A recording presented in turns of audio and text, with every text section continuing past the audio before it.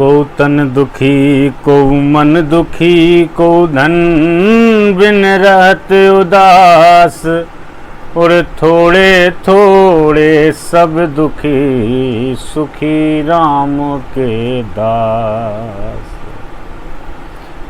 एक महात्मा जी किसी कार्यक्रम से विदाई पा करके अनुष्ठान किया होगा कोई, तो वहाँ से विदाई भक्तों ने बहुत सारा सामान दिया, बहुत सारा संपत्ति धन इत्यादि दिया, तो उनको ट्रेन के डब्बे तक आकर के छोड़े और सामान उनका ट्रेन के डब्बे में रख दिया।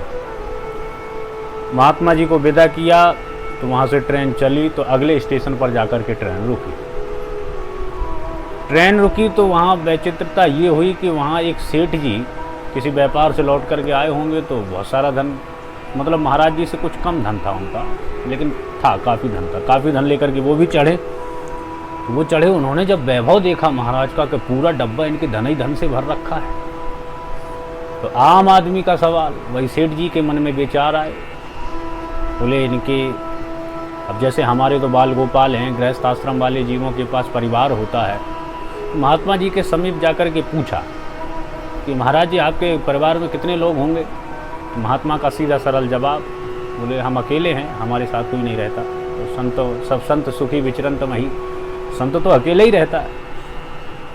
बोले बीवी बच्चे बाल गोपाल परिवार कुछ नहीं है। बोले जिस दिन हमने परिवार छोड़ा है और इस आभूषण को धारण किया, उस दिन हमारा सब कुछ छूट जाता है। महात्मा महात्मा होता है। तो महाराज फिर इतना सारा धन ये क्या करेंगे आप? इसकी तो आपकी ज़रूरत नहीं होनी चाहिए, जब परिवार है नहीं है, किसी को देना लेना है नहीं है। फिर आम आदमी और महात्मा में अंतर क्या रह गया? महात्मा जी ने इस बात का कोई जवाब ना दिया, चुपचाप बैठे रहे। थोड़ी दूर गाड़ी चली आगे, तो गाड़ी जाकर के अगले स्टेशन पर रुकी, तो महात्मा जी को पता था कि गाड़ी यहाँ कितने समय तक रुकेगी। गंगा जी का किनारा उनको दिखाई दिया, तट। तो सेठ जी से कहा कि चलो आओ, तुमने कभी गंगा जी नहाए हो? बोले नहाए तो नहीं है। बोले तो चलो आज तुमको गंगा जी नहलाते हैं। तो सेठ जी खड़े तो हुए आवेश में, लेकिन कहा उन्होंने हमारे सामान, इतना सारा सामान पड़ा। बोले अरे हमसे ज़्यादा थोड़ी तुम्हारा सामान है, हम भी तो इतना सारा छोड़ करके जा रहे हैं, घबराने की कोई बात नहीं है, यहाँ पूरे 1 घंटे गाड़ी रुकती है, इसलिए तुम हमारे साथ चलो। सेठ जी बात मान गए, महात्मा जी के साथ चल दिए। और महात्मा जी के साथ चले तो गंगा जी में स्नान भी किए, वस्त्र उतारे, बढ़िया नहाए। इतने में क्या हुआ कि गाड़ी का समय हो गया। गाड़ी जाने से पहले आवाज़ देती है कि जो रह गए हों वो बैठ जाएं, कुछ ले रहे हों। तो हॉर्न बजा, तो सेठ जी को लगा गाड़ी जाने वाली है, तो उन्होंने ऐसे कैसे करके जल्दी जल्दी कपड़े पहने और महात्मा जी इसका, हाँ चलो महात्मा जी गाड़ी जाने वाली है, तो आप देर ना करो, गाड़ी छूट जाएगी। तो महात्मा जी ने सेठ जी का हाथ पकड़ लिया। वो महात्मा जी यही कहते रहे, गाड़ी छूट, अरे गाड़ी छूट जाएगी तो कौन से प्राण छूट जाएंगे, गाड़ी ही तो जाएगी, जाने दो गाड़ी। अरे उसमें इतना सारा हमारा धन पड़ा, अरे तो हमसे ज़्यादा थोड़ी धन रखा है, हमारा भी तो धन पड़ा है, उसमें जाने दो गाड़ी, क्या जा रहा है। और यूं बातचीत चली कि गाड़ी चली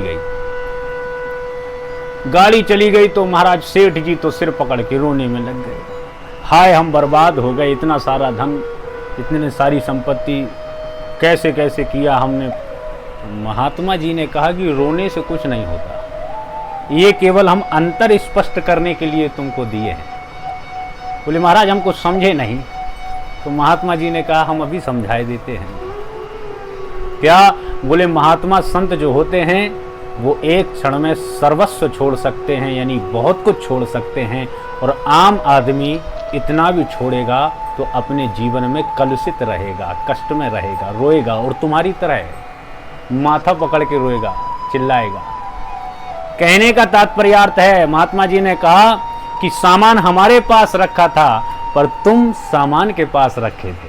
इसीलिए कबीरदास जी कहते हैं कि वृक्ष कबहु नहीं फल भके, नदी न संचय नीर, और परमारथ के कारणे संतन धरे शरीर।